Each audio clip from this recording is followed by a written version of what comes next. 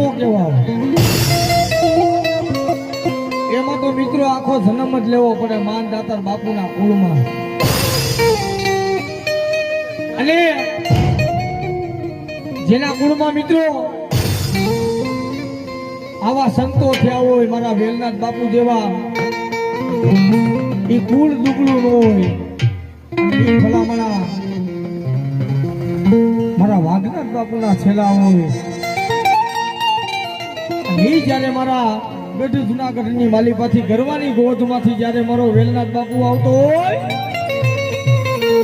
આ મારો ક્ષત્રિય સમાજ એ મારા વેલનાથ બાપુના વખાણ કરવા છે. કેવા